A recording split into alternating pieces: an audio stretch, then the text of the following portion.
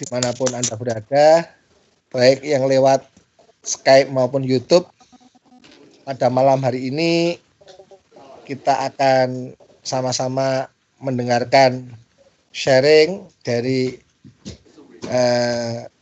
Pak Ustadz kita yang barusan lulus kemarin dari UCL dengan judul Islam Nusantara dan apa tadi Mas Irfan ya? Reidentifikasi identitas Muslim Indonesia, Pak. Dan reidentifikasi identitas Muslim Indonesia. Iya, identitas Muslim Indonesia. Pada malam hari ini kita akan mulai sesinya. Kira-kira pemaparan selama maksimal 40 menit, nanti dilanjutkan tanya jawab. Karena mungkin temanya ini sangat menarik, nanti mungkin kalau Mas Irfan berkenan, kita mungkin agak molor untuk tanya jawabnya. Enggak apa-apa ya Mas Irfan ya, kalau banyak boleh, yang tanya. Pak. Boleh, ya. Bisa jawab. Untuk itu kami persilahkan Mas Irfan memberikan paparan tentang Islam Nusantara dan reidentifikasi Muslim di Indonesia. Waktu dan tempat kami persilahkan Mas Irfan. Ya, terima kasih Pak. Assalamualaikum warahmatullahi wabarakatuh. Alhamdulillahirrahmanirrahim. Wabihi nasta'inu ala umuri dunya waddin. Wassalatu wassalamu ala asyrofil anbiya'i wal mursalin sayyidina Muhammad sallallahu alaihi wasallam. Amma ba'du. Sebelumnya saya ucapkan terima kasih kepada Pak Didi, Pak Hadi dan semua rekan-rekan di PCNU UK atas kepercayaannya untuk sharing soal disertasi saya. Walaupun sebenarnya dalam banyak hal saya merasa belum pantas untuk mengisi jadwal sharing di sini karena berbagai keterbatasan. Tapi insya Allah malam ini saya akan sharing soal disertasi saya, soal menyoal Islam Nusantara dan proses reidentifikasi identitas Muslim Indonesia.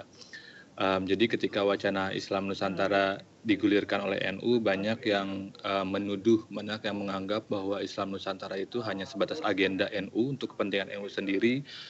Ada pula yang menganggap Islam Nusantara sebagai ekspresi chauvinistik dari NU yang mengkotak-kotakan Islam per daerah. Dan ada pula Islam Nusantara dianggap sebagai antitesis dari radikalisasi Islam yang terjadi di Indonesia. Nah, dalam disertasi saya mencoba mendekonstruksi kampanye Islam Nusantara dengan mengkorelasikannya dengan identitas Muslim Indonesia. Jadi Muslim Indonesia itu sering dianggap sebagai Islam with the smiling face, jadi Islam dengan wajah yang tersenyum, atau Islam yang moderat. Tapi baru-baru ini Islam di Indonesia itu mensaksimatai tumbuhnya gerakan radikal Islam yang persentasenya meningkat cukup tajam dalam 10 tahun terakhir. Jika per 98 itu masih di kisaran di bawah 5%, studi terbaru sekarang itu sudah sampai mencapai kurang lebih 20%. Nah, dalam identitas Muslim Indonesia, saya menggunakan pendekatan komunitarianism dan menggunakan definisi identitas menurut John Locke. Singkatnya, identitas itu bisa diidentifikasi dengan dua hal. Pertama, thinking, proses pemikiran, dan yang kedua adalah memori. Nah, karena proses berpikir dan memori ini tidak bersifat personal tapi bersifat sosial, maka kemudian saya menjabarkan proses thinking ini sebagai arus pemikiran dan memori ini sebagai historical naratif. Nah, dalam konteks kaitannya dengan Islam di Indonesia, apa yang menjadi arus pemikiran dan narasi historis dari Islam yang tumbuh di Indonesia? Saya menemukan 3 faktor, 3 hal yang menjadi historical naratif dan menjadi gelombang utama arus pemikiran dalam Islam di Indonesia. Yang pertama, Wali Songo. Yang kedua, komunitas Jawa, dan yang ketiga, arus pembaharuan. Arus pembaharuan ini saya bagi dalam 3 macam. Yang pertama ada arus pembaharuan yang diprakarsai salah satunya oleh Muhammad Abduh yang melahirkan Muhammadiyah. Ada juga arus pembaharuan yang diprakarsai oleh Abdul Wahab yang melahirkan Wahabisme. Dan yang terakhir ada juga arus pembaharuan. Saya menganggapnya ini sebagai arus pembaharuan pemikiran Islam juga yang disponsori oleh pemikir-pemikir semisal Fazlur Rahman yang melahirkan organisasi semacam jaringan Islam liberal. Nah, dari ketiga narasi historis ini, ya, dari ketiga narasi historis ini, Wali Songo, komunitas Jawa, dan pembaharuan ini ada 3 faktor yang membentuk identitas Muslim Indonesia. Yang pertama, akulturasi antara Islam dengan budaya Indonesia, yang kemudian memungkinkan terjadinya sintesa antara Islam dan nasionalisme. Kemudian yang kedua adalah pengaruh yang kuat dari Sufisme. Dan yang ketiga adalah antitesis dari pengaruh Sufisme yang berupa gerakan kembali kepada doktrin-doktrin Islam dalam wujud kitab Quran, kembali ke Quran dan hadis. Nah, berkaca dari arus pemikiran ini dan historical naratif ini, Van Bruynesen menyebut bahwa Islam di Indonesia sebenarnya tidak hanya Islam with the smiling face. Bahkan Van Bruynesen menganggap bahwa mungkin Islam with the smiling face ini tidak benar-benar sebagai identitas Islam Indonesia, tetapi hanya sebagai ekses dari opresi yang dilakukan oleh pemerintah Orde Baru. Menurut Van Bruynesen ada 5 jenis identitas Muslim di Indonesia. 3 diantaranya termasuk kategori moderat yang merupakan mainstream Muslim di Indonesia yang biasanya direpresentasikan oleh NU dan Muhammadiyah. Yang moderat ini terdiri ada yang pertama itu konservatif, yang kedua progresif, dan yang ketiga adalah liberal. Nah, perbedaan antara konservatif, progresif, dan liberal ini terletak pada cara menafsirkan Islamic thinking, baik itu berupa narasi sejarah maupun dari kitab pemikiran dari kitab suci. Nah, yang konservatif ini dianggap cenderung lebih literal, sedangkan yang progresif dan liberal ini cenderung lebih kontekstual. Kemudian ada di sisi yang lain, radikal Muslim, minoritas, ini terbagi ke dalam 2 jenis. Yang pertama Islamis yang ingin menegakkan kekhalifahan, seperti bisa dilihat di HTI, kemudian Jamaah Islamiyah dan lain-lain. Ataupun ada yang fundamentalis yang mana kecenderungannya menjadi radikal diakibatkan oleh penafsiran Quran, hadis, dan narasi Islam yang literal. Nah, yang jadi persoalan kemudian adalah identitas Muslim di Indonesia ini sebenarnya lebih banyak dipengaruhi oleh kontribusi ulama, karena yang pertama adalah di dalam Islam legitimasi dan kedudukan ulama itu divalidasi oleh Quran, hadis, sehingga memang posisinya demikian kuat sebagai guardian di ummah, sebagai pembimbing ummah, dan ulama memiliki kapasitas mengeluarkan fatwa yang dalam satu dan lain hal bagi kebanyakan Muslim itu dianggap sebagai suatu hal yang harus diikuti, sehingga pada akhirnya itu akan membentuk identitas Muslim itu sendiri. Nah, di dalam masyarakat Muslim di Indonesia itu legitimasi dan kedudukan ulama itu disupport oleh organisasi-organisasi Islam yang beragam, contohnya seperti NU dan Muhammadiyah. Nah, kemudian setiap organisasi memiliki identitas organisasi yang khas, yang mana itu setiap organisasi melakukan upaya maintenance terhadap masing-masing anggotanya untuk mempertahankan identitas keorganisasian masing-masing, sehingga di sini kita bisa melihat bahwa walaupun secara umum mainstream Indonesia itu adalah moderat, tapi ekspresi kemoderatannya itu sudah berbeda. Baik perbedaannya itu bisa dilihat dari perbedaan yang dikategorikan oleh Van Bruynesen maupun perbedaan yang diakibatkan oleh perbedaan karakteristik organisasi-organisasi Islam yang ada di Indonesia.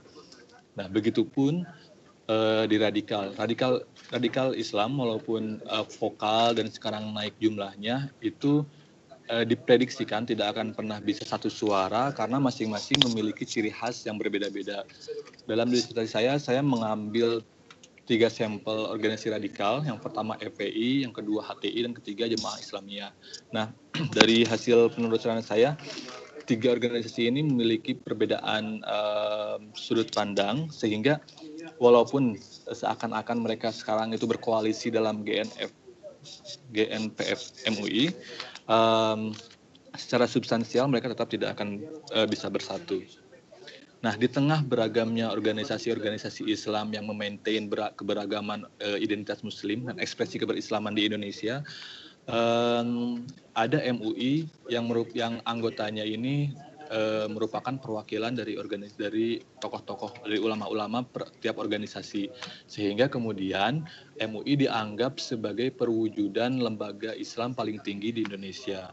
Apalagi sejarah terbentuknya MUI memiliki campur tangan dengan pemerintah, sehingga MUI ini secara tidak langsung dianggap memiliki power yang lebih kuat. Apalagi MUI memang disituasikan untuk memproduksi, untuk menghasilkan, untuk mengeluarkan fatwa-fatwa yang berkaitan dengan kehidupan umat Islam. Nah, menurut beberapa pakar, kondisi ini memang dalam satu dan lain hal cukup menarik. Pertama, MUI memungkinkan terjadinya konsolidasi antara perbedaan ekspresi keberislaman di Indonesia, either yang sama-sama moderat ataupun yang moderat dengan yang radikal.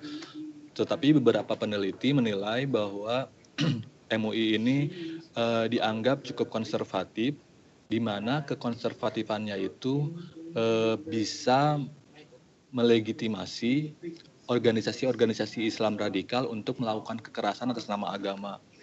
Misalnya banyak yang menilai fatwa MUI tentang pluralisme, liberalisme, dan sekularisme sebagai sesuatu yang berdasar pada asumsi yang keliru menyoal pluralisme sendiri, sehingga berujung pada sikap sentimen negatif terhadap kata pluralisme tersebut, juga terhadap kata liberalisme, sehingga liberal Islam yang dianggap di Barat sebagai pemikiran Islam untuk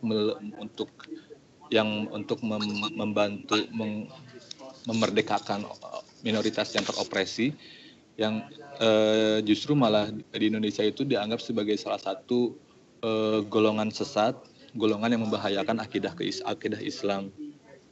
Terus kemudian juga fatwa MUI tentang sesatnya Ahmadiyah juga dianggap sebagai sesuatu yang mencederai hak-hak kemanusiaan umat Ahmadiyah, karena fatwa MUI tentang Ahmadiyah ini dijadikan legitimasi oleh FPI untuk melakukan penyerangan secara fisik terhadap warga Ahmadiyah. Mungkin yang terbaru adalah tentang kasus tuduhan blasfemi yang dilakukan oleh Ahok, di mana fatwa MUI dijadikan justifikasi, dijadikan legitimasi untuk melakukan penekanan, untuk melakukan demonstrasi sedemikian rupa terhadap situasi yang sekarang terjadi di Indonesia.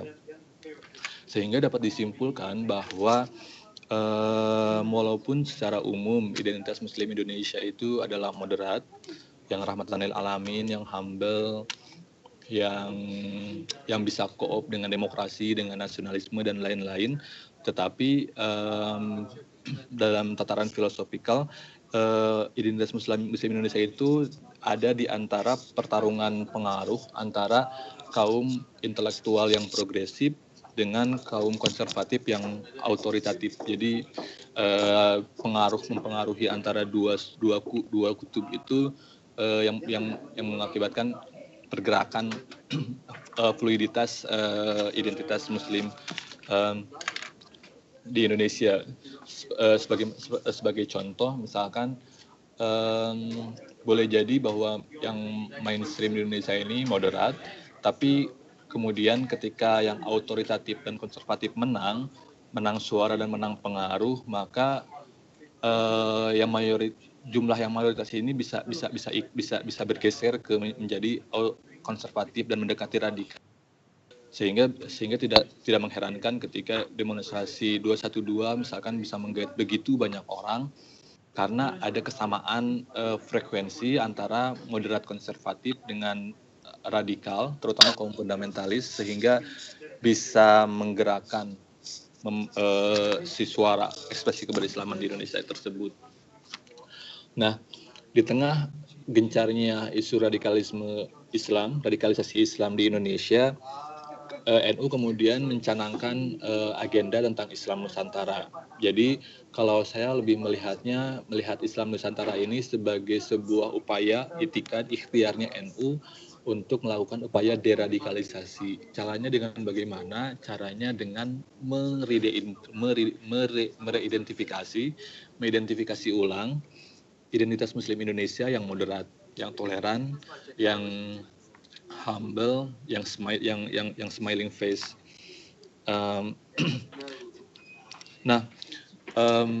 Islam Nusantara ini merupakan kelanjutan, bisa dianggap sebagai sebuah sintesa dari pemikiran-pemikiran yang bisa dianggap sebagai footnote dari pemikiran Gus Dur tentang pribumisasi Islam. Hal ini bisa dilihat dari karakter Islam Nusantara yang terdiri dari 3. Yang pertama, Islam Nusantara itu concern dengan pentingnya kontekstualisasi pemikiran Islam, bahwa Islam tidak boleh diterjemahkan secara literal, bahwa Islam harus mengakomodasi konteks perubahan waktu dan konteks geografis tempat Islam bertumbuh. Misal dalam hal kontekstualisasi pemikiran Islam, salah satu hal yang menarik itu adalah misalkan Gus Dur bilang bahwa untuk menjadi Islam itu tidak harus menjadi Arab, bahwa Islam bisa mengakomodasi kultur di Indonesia. Gus Dur juga menyebut bagaimana misalkan konsep nikah muda. Konsep nikah muda secara literal itu adalah disunahkan oleh Rasul.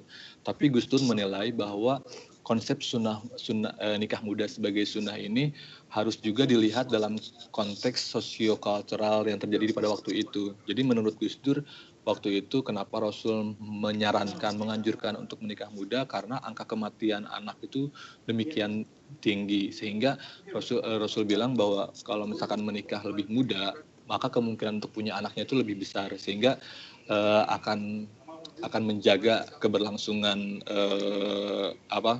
umat seperti. Terus kemudian juga saya melihat bahwa konsep menikah muda di masa itu juga kondisi kemasyarakatan belum sekompleks sekarang, sehingga menikah muda tidak menghasilkan efek-efek madorot yang lebih besar. Ketika kita masuk ke dalam kondisi yang sekarang, mungkin itu bisa diperdebatkan juga, dan itu menurut Gus Dur harus melihat konteks kesekarangan. Terus yang kemudian karakteristik dari Islam Nusantara ini adalah kemauannya untuk mengakomodasi budaya akulturasi antara pemikiran Islam dengan budaya Indonesia, bahwa ada pemikiran bahwa dalam Islam itu ada hal-hal yang tidak bisa diubah dan ada hal-hal yang bisa diubah. Bahwa dalam Islam itu ada tataran praktik yang pengimplementasiannya bisa melalui kultural. Dalam hal ini cara-cara Wali Songo menyebarkan Islam selalu dijadikan rujukan. Misalkan bagaimana Wali Songo menggunakan gamelan untuk menyebarkan Islam, bagaimana Masjid di Kudus mengakomodasi arsitekturnya Hindu Buddha, bagaimana di Kudus sapi tidak dijadikan kurban karena menghormati umat Hindu di sana, terus kemudian dan lain-lain. Sehingga dalam hal ini kemudian lucu ketika di era-era sekarang muncul indikasi, muncul tendensi yang memperlihatkan bahwa untuk menjadi Islam itu harus diekspresikan dengan misalkan dengan berbicara, dengan menyebut dengan menggunakan kata-kata dalam bahasa Arab atau dengan menggunakan pakaian-pakaian yang berasal dari Arab, sehingga kemudian lucu ketika orang-orang ketika kemarin misalkan non-muslim menggunakan peci hitam, terus kemudian mereka bilang harus berganti ke peci putih, padahal jika kita kita lihat bahwa itu hanya persoalan budaya dan itu tidak mesti dipersoalkan lebih dalam gitu. Terus yang ketiga, karakteristik dari Islam Nusantara itu adalah juga dukungan Islam Nusantara terhadap Indonesia sebagai sebuah negara dan terhadap ideologi Indonesia yang yaitu Pancasila. Dan ini mungkin sejarahnya panjang, bagaimana yang di-recall itu historical naratifnya. Pertama itu kayak bagaimana Wali Songo tidak berusaha membangun kayak negara Islam mungkin, terus kemudian bagaimana, tapi yang terutama adalah bagaimana Hadratus Syekh Kiai Haji Hasyim Asy'ari itu ketika tahun 1945 justru yang menguatkan agar Pancasila dijadikan sebagai ideologi negara, dasar negara, karena menurut beliau Pancasila satunya adalah ideologi yang mampu menampung diversitas keberagaman ekspresi keagamaan di Indonesia yang bukan hanya Islam. Nah, dan dengan karakteristik seperti ini, Islam Nusantara sudah jelas memperlihatkan oposisinya, perlawanannya terhadap radikal Islam.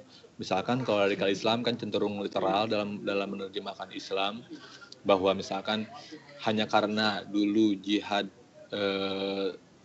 hanya karena dulu Rasul misalkan memerangi orang lain dengan atas nama jihad, maka beberapa orang di radikal Islam menganggap bahwa jihad harus diekspresikan dalam bentuk peperangan, dalam bentuk membunuh, dalam bentuk violence, atau yang atau juga mereka melihat bahwa akomodasi terhadap budaya Indonesia itu sebagai sesuatu yang bid'ah hanya karena Rasulullah tidak melakukannya. Padahal Rasulullah juga mengakomodasi budaya, hanya budayanya bukan budaya Indonesia tapi budaya Arab, karena Rasulullahnya ada di Arab. Mereka tidak melihat itu sebagai suatu upaya dialog antara Islam dengan kultur setempat. Terus kemudian juga jika NU dan pemikir-pemikir ulama-ulama di kalangan moderat Islam melihat bahwa Indonesia adalah negara agamis yang mana Pancasila juga sejalan dengan prinsip-prinsip Islam, sejalan dengan nilai-nilai Islam. Nah, teman-teman di radikal ini mereka melihat Indonesia sebagai negara kafir, negara sekuler, yang mana ideologinya juga ideologi kafir, sehingga satu-satunya yang harus dilakukan untuk mengembalikan kejayaan Islam atau apapun adalah dengan mengganti ideologi itu dengan ideologi Islam. Tetapi nanti kalau misalkan kita masih ada waktu, akan terlihat bagaimana konsep kekhilafahan dan bagaimana ide-ide kayak seperti FPI dan Jamaah Islamiyah tentang kekhalifahan itu justru mencederai semangat Islam yang rahmatan lil alamin. Nah, untuk sekarang saya akan mencoba menjelaskan bagaimana karakteristik NU yang karakteristik Islam Nusantara yang seperti disebutkan barusan, kontekstualisasi pemikiran Islam, akomodasi terhadap akulturasi budaya, dan dukungan terhadap Indonesia sebagai negara dan ideologinya, itu menunjukkan bahwa Islam Nusantara itu merangkul kaum yang moderat, sehingga Islam Nusantara harus berhadapan satu lawan satu dengan radikal Islam, sehingga tidak heran kemudian banyak tuduhan yang menganggap Islam Nusantara mencederai semangat universalitas Islam, ada yang menganggap Islam Nusantara sebagai akal-akalan kaum liberal yang mereka anggap sesat dan lain-lain. Nah, tetapi kemudian ada satu persoalan di mana etika Islam Nusantara untuk merangkul semua jenis Muslim moderat di Indonesia ini terhambat oleh beberapa hal. Yang pertama, dalam literatur tentang Islam Nusantara yang ditulis oleh pemikir-pemikir, oleh ulama-ulama di NU, historical naratif, narasi historis yang dipanggil, yang di-recall untuk melegitimasi, menjustifikasi bahwa Islam Nusantara ini adalah Islam yang merangkul kenusantaraan kita, itu hanya Wali Songo dan komunitas Jawa. Padahal Wali Songo dan komunitas Jawa memiliki keterikatan yang kuat, memiliki pengaruh yang kuat hanya bagi NU. Pertama, alasannya adalah Wali Songo dan Jawa Community ini tidak lepas dari praktik tasawuf. Dan praktik tasawuf ini sangat kuat di NU, walaupun beberapa studi menyebut Muhammadiyah juga beberapa orang di Muhammadiyah sekarang sudah mengadopsi perilaku tasawuf, tapi secara historis itu tasawuf itu sangat identik dengan NU dan dianggap bid'ah oleh teman-teman yang setuju dengan pembaharuan Islam yang mengharuskan kembali ke Quran dan hadis. Nah, sehingga ketika literatur tentang Islam Nusantara hanya merecall Wali Songo dan komunitas Jawa tanpa melakukan upaya perangkulan terhadap pembaharuan Islam yang sejalan dengan identitas moderatnya Islam Indonesia, itu menjadikan Islam Nusantara itu terlihat seperti eksklusifnya agenda NU saja. Apalagi ditambah ketika misalkan pengekspresian Islam Nusantara itu selalu dibarengi dengan pensifatan Islam Nusantara sebagai Islam yang mengutamakan sikap tawazun, dan tasamuh yang merupakan intisari sikap NU. Walaupun memang sikap toleran, terus kemudian berimbang, moderat, dan lain-lain juga secara teoritis juga dianut oleh misalkan Muhammadiyah dan oleh jaringan Islam liberal misalkan, tetapi kata khusus ini yang tawazun dan tasamuh ini cenderung sudah kadung dianggap sebagai bagian tak terpisahkan dari identitas ke-NU-an, sehingga Islam Nusantara dianggap hanya sebagai agenda NU semata. Nah, dengan karakteristik yang sedemikian, saya menilai bahwa Islam Nusantara memang konteksnya hanya melingkupi Islam yang bertumbuh, yang berdialog, yang bersintesa dengan unsur-unsur Nusantara, baik itu budaya, society, dan lain-lain. Tetapi secara substansi, Islam Nusantara ini yang mana mengedepankan Islam yang damai, yang arif, dan Islam yang bisa kooperatif, yang bisa berjalan beriringan dengan modernitas, dengan nasionalisme, dengan demokrasi, dengan hal-hal yang baru yang selama ini dianggap akan selalu bertabrakan dengan nilai-nilai Islam. Itu sebenarnya Islam Nusantara secara substansi bisa diaplikasikan secara global. Tapi kemudian kenapa kata Islam Nusantara yang dipilih? Kalau misalkan substansi yang ingin disampaikan adalah substansi yang bersifat global. Menurut saya pertama karena dalam upaya kampanye Islam Nusantara itu sering dibilang bahwa Islam Nusantara ini sebenarnya ide lama, ide yang sudah mengakar, ide yang sudah ada sejak Wali Songo datang, tapi kemudian diberi bungkus yang baru dengan Islam Nusantara. Kenapa NU memerlukan diri untuk memberikan pakaian yang baru terhadap ide yang sudah mengakar, yang sudah embedded di diri masing-masing, dengan nama yang baru, yang kontroversial mungkin bagi beberapa orang? Itu karena NU memerlukan sebuah istilahnya tagline khusus, nama khusus yang bisa memperjelas ikhtiar NU untuk melakukan proses deradikalisasi Islam. Jadi untuk melakukan counter attack terhadap proses radikalisasi Islam di Indonesia, sehingga dinamailah kebetulan salah satu tendensi yang terjadi sifat di radikalisasi Islam ini adalah kecenderungan untuk purifying Islam, memurnikan Islam yang dipelopori oleh Wahhabisme, yang mana meaning dari memurnikan Islam ini adalah menjadikan Islam sebagai Arab Islam.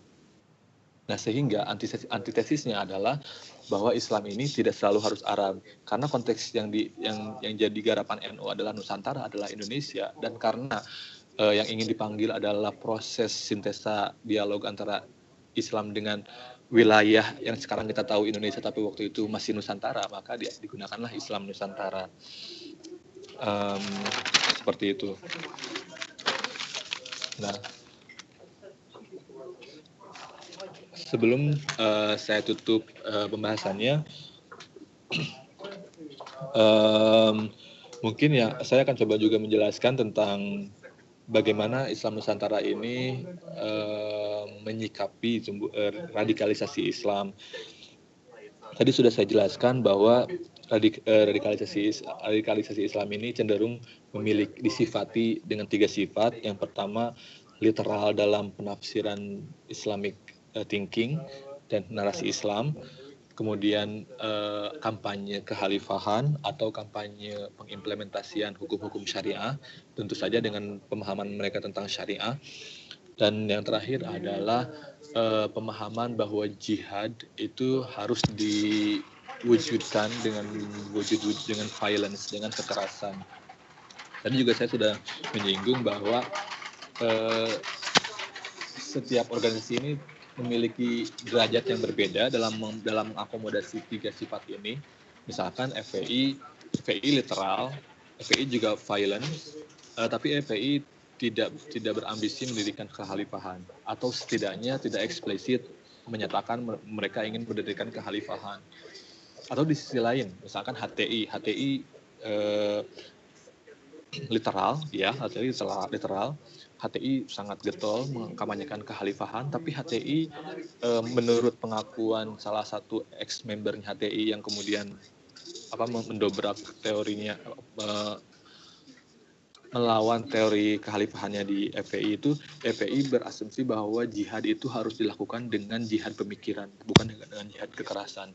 Nah, dengan perbedaan-perbedaan seperti ini, bisa saya jelaskan bahwa organisasi radikal Islam ini tidak akan bisa bersatu, mereka akan tetap berjalan sendiri-sendiri. Nah, tapi kemudian kita bisa melihat bahwa belakangan ini FPI mendapat support yang lebih banyak. FPI mendapat support yang meningkat. Kenapa? Karena FPI pertama secara eksplisit tidak mendukung kekhalifahan. Nah, Islam di Indonesia ini mereka dibangun oleh 2 kesadaran religiusitas, kesadaran nasionalisme. Ketika misalkan karena FPI tidak mengkontradiksi nasionalisme, maka orang-orang melihat bahwa FPI itu ada di pihak mereka juga. Nah, apalagi kemudian FPI mengklaim dirinya sebagai benteng tradisi Sunni, ahli sunnah wal jamaah. Kalau misalkan teman-teman menengok website pribadinya Habib Rizik, kalau misalkan belum diblokir, itu di situ dijelaskan bahwa FPI itu adalah benteng pertahanannya ahli sunnah wal jamaah, dan kemudian dijelaskan juga bahwa ideologi yang imam yang mereka ikuti siapa bla bla bla itu dalam banyak hal sama dengan NU. Nah, sehingga saya tidak heran ketika ada mungkin beberapa anggota NU yang kemudian juga merangkap menjadi anggota FPI, sebagaimana anggota Muhammadiyah merangkap sebagai anggota PKS karena kesamaan ideologi tentang pembaharuan mereka. Nah, plus lagi FPI itu mengklaim sebagai polisi moral karena mereka berfokus untuk memberantas kemungkaran dengan cara-cara yang mereka yakini sebagai benar, sehingga mungkin sebagian orang akan melihat FPI sebagai bukan sebagai pengancam, bukan sebagai organisasi radikal yang merampas hak-hak orang lain, tetapi sebagai mungkin organisasi yang menyelamatkan banyak orang karena membantu menumpas kebatilan, walaupun itu debatable dan itu problematik dalam banyak hal.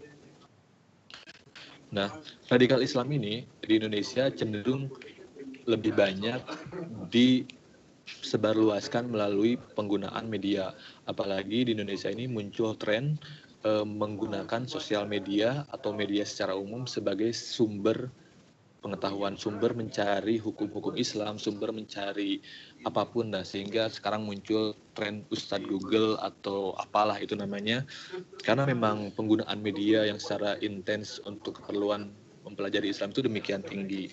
Nah, sayangnya yang kebanyakan orang Indonesia ini mereka pengguna sosial media pertama, yang kedua adalah orang Indonesia itu less critical, tidak terlalu kritis, dan yang ketiga adalah mereka sangat jarang yang suka membaca buku, sehingga mereka melihat apapun yang mereka dapatkan di internet itu sebagai sesuatu yang benar. Mereka tidak mengkritisi, mereka tidak mencari tahu ulang, mereka tidak melakukan cross check, mereka tidak melakukan klarifikasi dan lain sebagainya, sehingga mereka cenderung mudah untuk dimanipulasi dengan penyebaran-penyebaran hoax. Maka tak heran banyak akun-akun yang bernama Islami menyebarkan berita-berita yang seolah-olah Islami, yang seolah-olah misalkan ketik amin, sebarkan, dan lain-lain, misalkan apa gitu.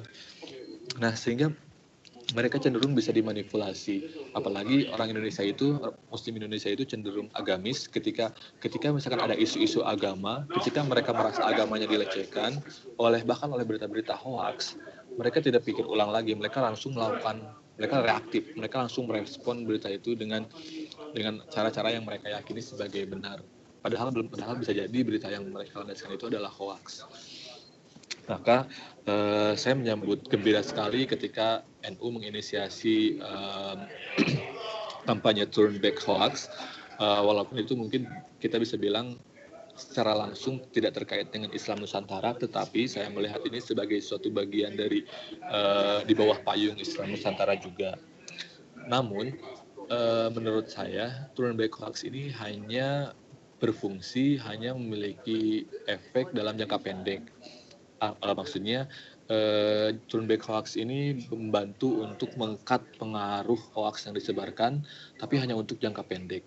Nah, untuk jangka panjangnya ini, dalam rangka mengkat pengaruh radikalisasi Islam, diperlukan suatu terobosan. Dan saya melihatnya adalah dengan mengkultivasi budaya critical thinking, di mana pertama di institusi pendidikan Islam, karena NU adalah payung dari pesantren. Gusmus pernah bilang bahwa NU itu pesantren besar dan pesantren itu adalah NU kecil, sehingga menurut saya critical thinking ini perlu dipupuk di pesantren setidaknya, sehingga santri-santri ini menjadi pribadi-pribadi yang kritis, sehingga mereka akan susah untuk dimanipulasi, sehingga mereka setiap kali mendengar misalkan berita apapun atau informasi apapun, mereka akan terdorong untuk mempertanyakan ulang apakah ini benar atau tidak, sehingga tidak reaktif. Karena menurut pengamatan saya dengan melihat aksi GNPF MUI kemarin itu, ada banyak orang yang sebetulnya baik, sebetulnya moderat, santri-santri yang dalam tanda kutip katakanlah lurus, tapi mereka tidak memiliki kecakapan yang khusus mengenai isu-isu yang terjadi di sosial media, tidak memiliki kemampuan kritik yang cukup, sehingga mereka gampang dimanipulasi. Alhasil pengaruh FPI demikian meningkat, dan akhirnya Habib Rizik seperti kita ketahui dinobatkan sebagai imam besar secara sepihak oleh mereka, dan ya bisa dilihat sampai sekarang. Apalagi pesantren itu memiliki fungsi sentral yang dianggap memiliki fungsi sentral sebagai bentengnya Islam kultural, Islamnya NU, Islam yang rahmatan lil alamin, Islam yang mengakomodasi culture, Islam yang kontekstual. Nah, jadi menurut saya penguatan pesantren dengan critical thinking ini juga sangat penting. Mungkin demikian yang bisa saya sampaikan.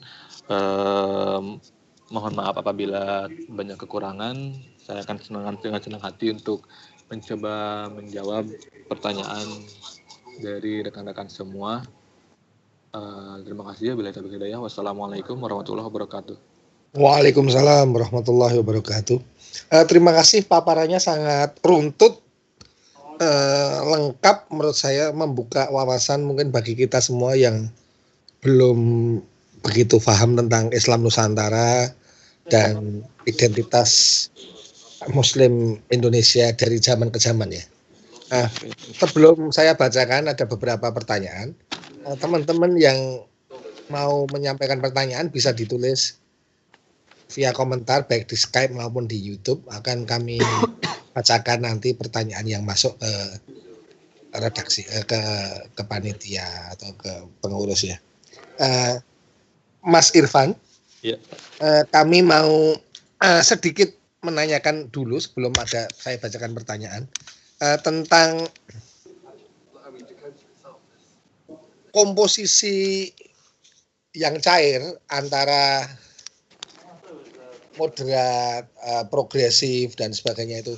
Tadi disebut di dalam organisasi itu orang NU ada yang ikut FPI atau orang Muhammadiyah ada yang ikut ke PKS dan sebagainya, itu kan sangat cair ya. Iya. Tidak bisa dipisahkan 100% terpisah itu. Iya. Nah, terus kira-kira yang mengikuti ke 2 atau 3 organisasi yang sebetulnya punya banyak kesamaan tapi tetap punya perbedaan, kira-kira pengaruh mana yang dominan dari hal tersebut? Misalnya orang NU yang ikut FPI itu cenderung lebih mentaati NU atau FPI-nya gitu, atau misalnya PKS itu juga demikian gitu. Itu pertanyaan pertama, Mas ya. Pertanyaan yang kedua tentang klaim bahwa NU dan Muhammadiyah itu merupakan organisasi masyarakat Islam yang terbesar di Indonesia, 2 organisasi yang besar, itu sudah tergeser belum dengan komposisi yang tadi disebutkan Mas Irfan tadi? Karena 20% menurut saya sangat banyak sekali itu, Mas. Iya, Pak. Iya, jadi ini mohon klarifikasi. Kira-kira komposisi yang mutakhirin itu menurut data itu berapa, Mas, yang di antara yang moderat konservatif, progresif atau progresif liberal gitu. Kalau ada penjelasan, terima kasih. Itu pertanyaannya dulu, Mas. Boleh, Pak. Ntar saya cek dulu. Kalau untuk pertanyaan yang pertama, saya sebetulnya ini juga butuh studi yang lebih lanjut. Apakah misalkan ketika orang memiliki dua keanggotaan, double keanggotaan atau lebih keanggotaan di organisasi mana yang lebih dominan, mungkin ini lebih cenderung kembali ke pribadi masing-masing dan cenderung situasional. Misalkan mungkin mana yang menurut mereka sekarang lebih mendesak untuk mereka taati. Misalkan kayak sekarang kasusnya Ahok, mungkin sebagian orang-orang NU yang juga anggota FPI melihat bahwa apa yang dilakukan Habib Rizik mungkin dalam beberapa hal lebih baik mungkin dibanding ulama-ulama NU yang cenderung menurut mereka lebih lunak, sehingga mungkin mereka bisa saja untuk situasi yang ini mereka mengikuti lebih taat kepada Habib Rizik. Tapi mungkin di sisi yang lain bisa jadi mereka cenderung tidak terlalu taat pada Habib Rizik, tetapi justru kepada ulama-ulama yang lain. Tetapi sejauh ini saya belum bisa menjawab secara pasti secara umumnya bagaimana, karena ini memerlukan studi yang lebih lanjut dan memerlukan kayak survei dan lain-lain. Sedangkan kemarin studi saya hanya sebatas studi teori, sehingga saya kurang bisa menjawab soal itu. Terus yang kemudian yang nomor 2, sejauh ini hasil pengamatan saya, NU dan Muhammadiyah tetap organisasi yang paling besar. NU tetap organisasi yang paling besar, dan NU plus Muhammadiyah ini tetap memegang peranan tetap menjadi organisasi yang paling besar. Kurang lebih kemarin itu kalau tidak salah sekitar nyampe 40 lebih persen. Sebentar biar saya dulu.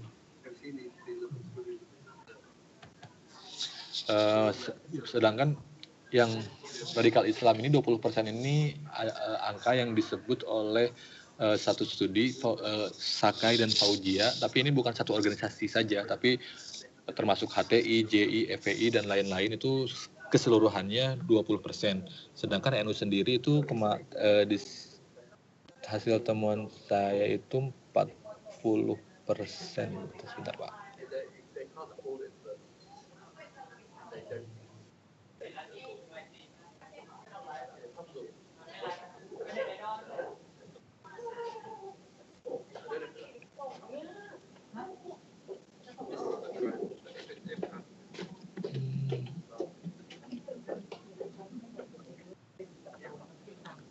Oh ya, ini jadi kebetulan di disertasi saya melihatnya saya berusaha memetakan respon terhadap Islam Nusantara. Jadi saya melihat ada 3 respon secara umum tentang Islam Nusantara. Yang pertama itu adalah penerimaan dan support. Eh, Nah, penerimaan dan support ini datang dari anggota NU eh, dan orang-orang yang setuju dengan Islam Nusantara. Ini saya asumsikan sekitar 42%. 42% itu anggota NU 42%, terus kemudian NU sendiri 42%, terus kemudian radikal Islam 20%, sehingga masih ada sisa 38% yang termasuk anggota Muhammadiyah, termasuk anggota JIL, termasuk anggota misalkan Persis dan lain-lainnya, seperti itu, Pak.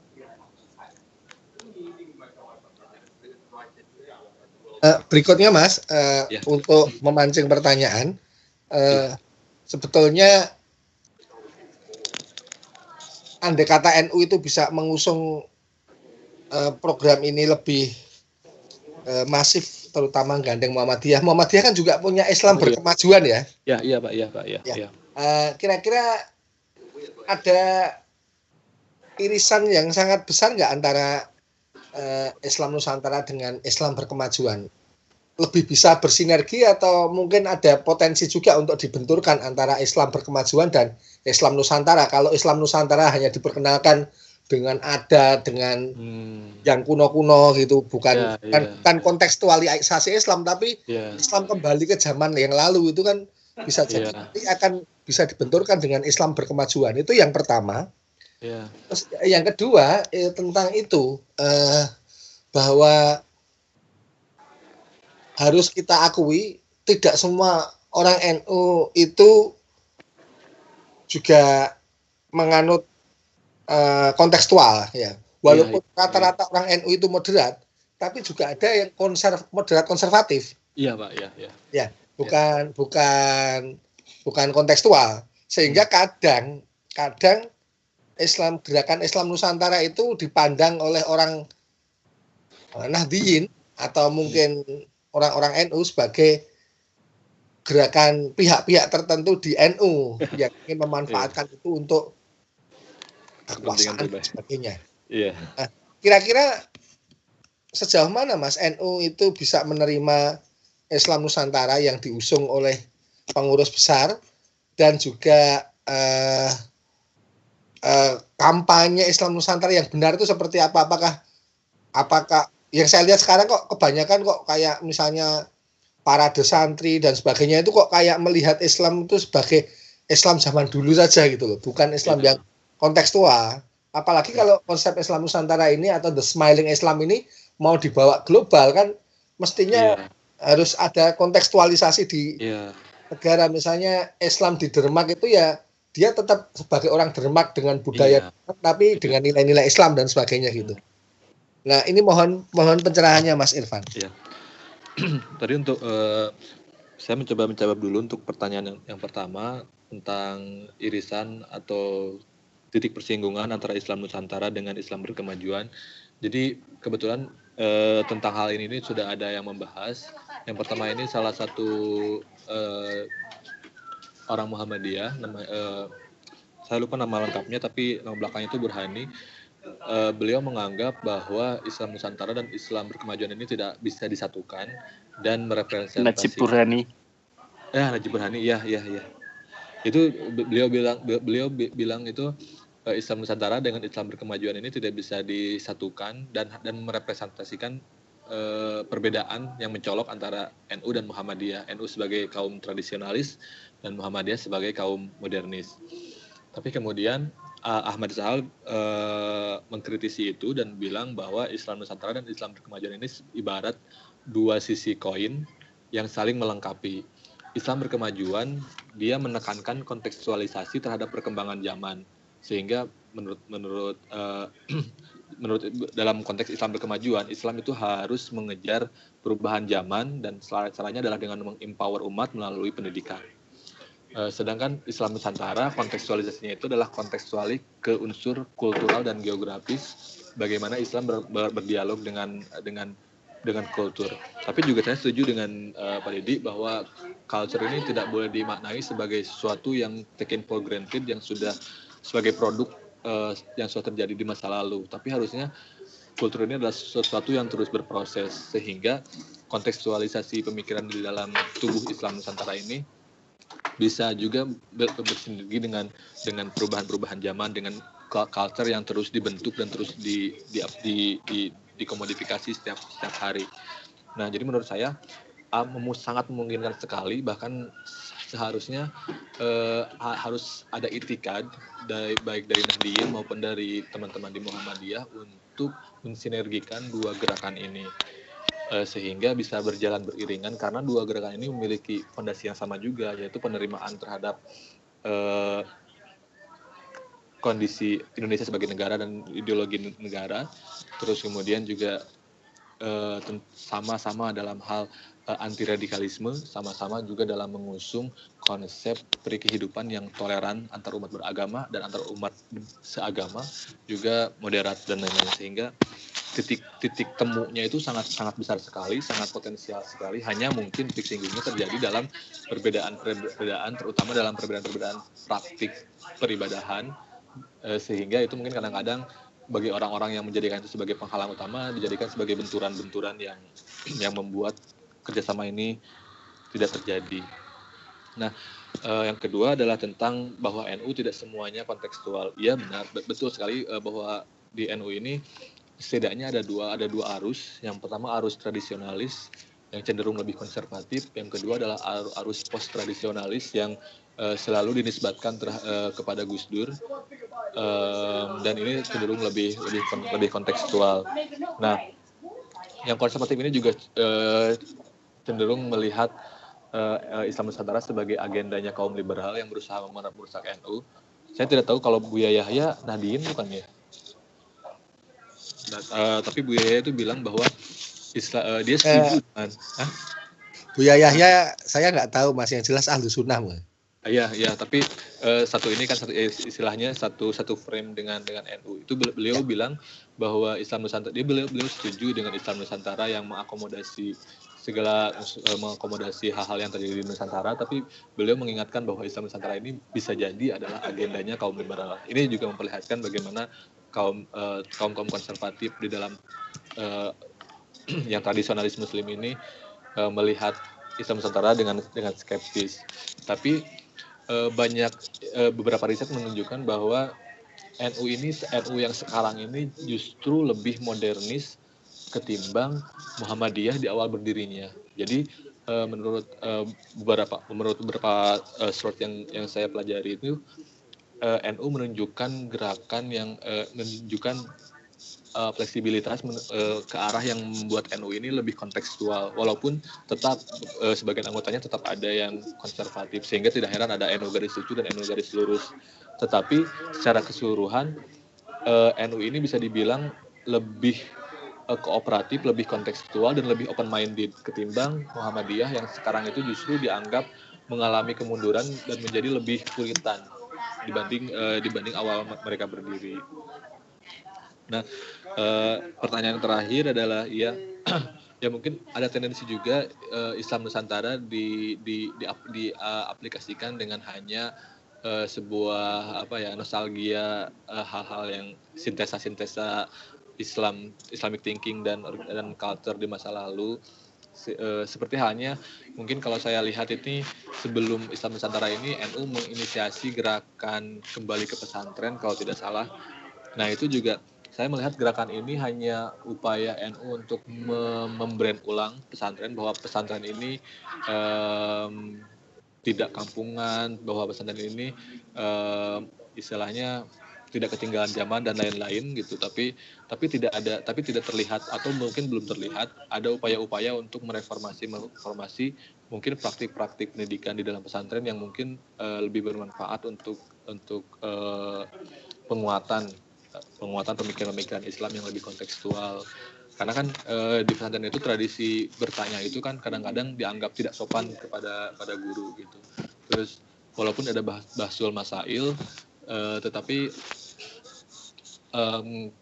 kadang-kadang santri-santri itu tidak dilatih bagaimana caranya melihat persoalan-persoalan fikih keumahan atau misalkan persoalan-persoalan itu secara matang dari berbagai macam sudut pandang, sehingga mungkin saya jadi ingat yang Kiai kemarin bilang bahwa fikih kita bermasalah itu mungkin salah satunya karena ada gap antara itu mungkin ya.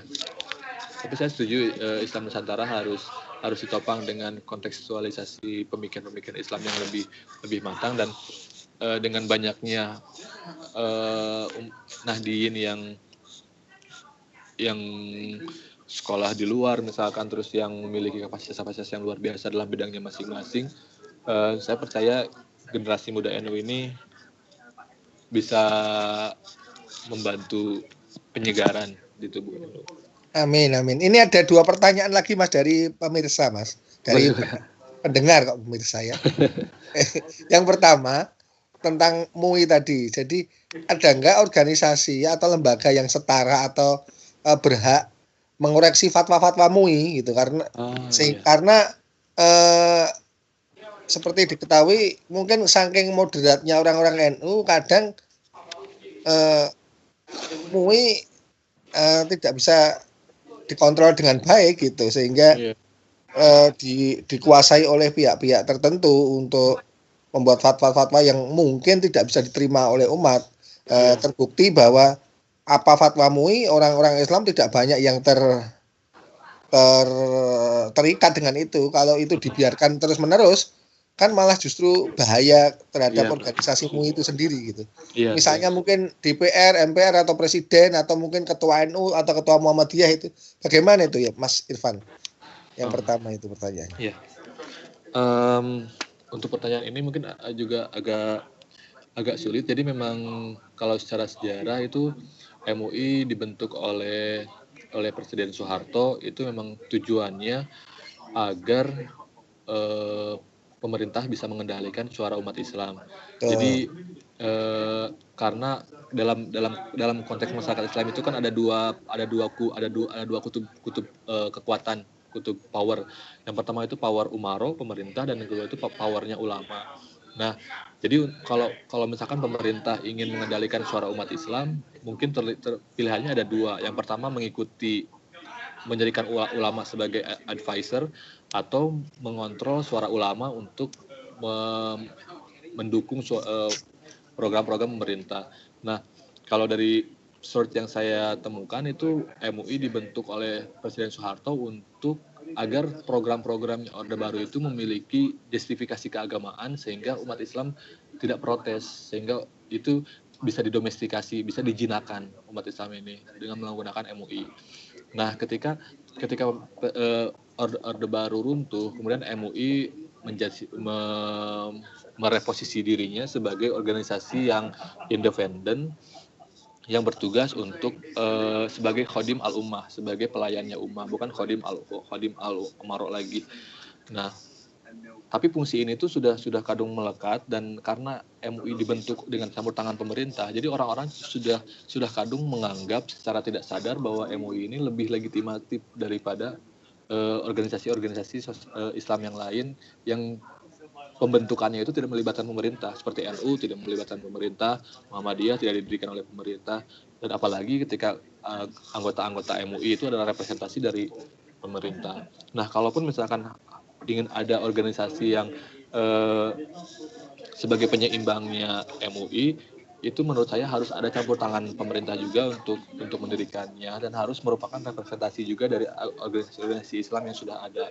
Tetapi itu juga akan jadi permasalahan karena pasti rencana untuk mendirikan penyeimbang posisi untuk MUI ini pasti akan dianggap sebagai upaya untuk menghadirkan MUI atau upaya untuk dan lain-lain, itu pasti bakal jadi gaduh lagi dan pasti mengarahnya pada Syiah, pada PKI dan lain-lain. Kasihan ya Syiah sama PKI. Jadi kambing hitam terus. Iya. Berikutnya mungkin pertanyaan yang terakhir Mas. Ya. Jadi ada yang tanya tentang ini. tentang karakteristik orang NU.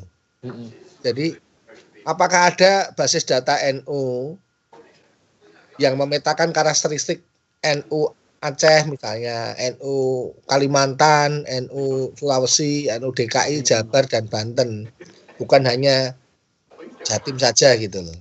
Iya.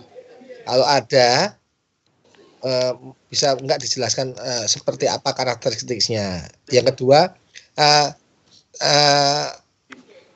tentang tesis itu, apakah ada teori konsolidasi untuk umat Islam itu loh, bukan sekedar dari kepuasan literatur saja, tapi dari peta umat Islam. Tapi ini nggak jelas nih pertanyaannya, mohon maaf ini. Gimana Pak? Intinya ada nggak solusi untuk konsolidasi umat Islam itu loh, secara konkret, itu bukan hanya dari kajian literatur saja. Gitu. Konsolidasi biar umat Islam bersatu gitu Pak maksudnya? Ya, terus yang pertama tadi tentang basis data NU, kira-kira karakteristik Nahdliyin Aceh, Kalimantan, Sulawesi itu ada nggak itu loh Mas? Iya. Beda nggak dengan Nahdliyin Jawa Tengah atau Jawa Timur gitu yang dominan gitu? Mungkin itu pertanyaan terakhir mungkin ya, sebelum nanti ditutup ya. Mari Mas. Ini untuk pertanyaan pertama, terus terang saya belum menemukan basis data yang cukup untuk menjawabnya. Bahkan mungkin bisa dijadikan penelitian tersendiri untuk melihat sejauh mana pengaruh kedaerahan mempengaruhi corak ekspresi NU di daerah masing-masing. Untuk sejauh ini untuk yang nomor pertama saya tahu Pak, saya tidak bisa menjawab karena tidak menemukan data yang cukup. Terus untuk yang kedua, mungkin konsolidasi, maksudnya itu konsolidasi agar umat Islam bersatu gitu Pak ya? Iya. Mungkin kalau saya lihat sih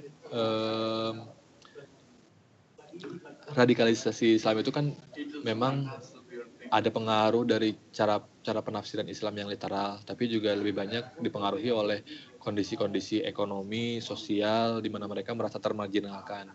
Jadi mungkin konsolidasi umat sih mungkin menurut saya yang pertama itu harus dibangun dengan dasar saling menghormati perbedaan pemikiran Pak.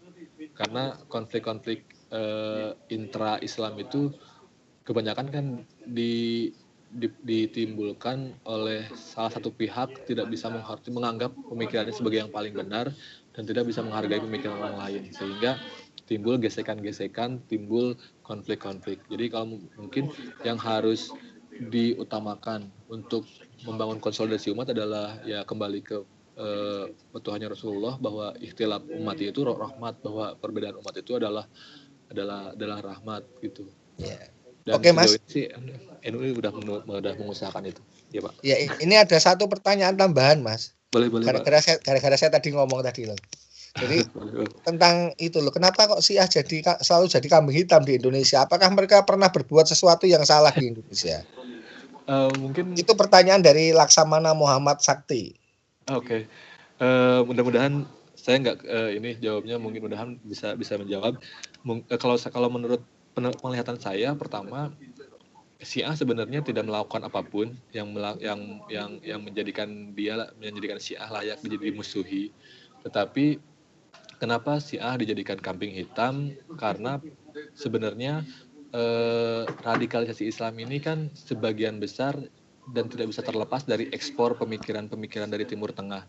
Di mana Timur Tengah ini konflik yang terjadi yang kuat ini adalah Sunni Syiah itu. Nah, di Indonesia itu tidak dikenal konflik Sunni Syiah, itu tidak ada. Tapi ketika pemikiran dari Wahabisme dan lain-lain ini diekspor ke Indonesia, kemudian untuk menggayat banyak pendukung harus ada musuh bersama.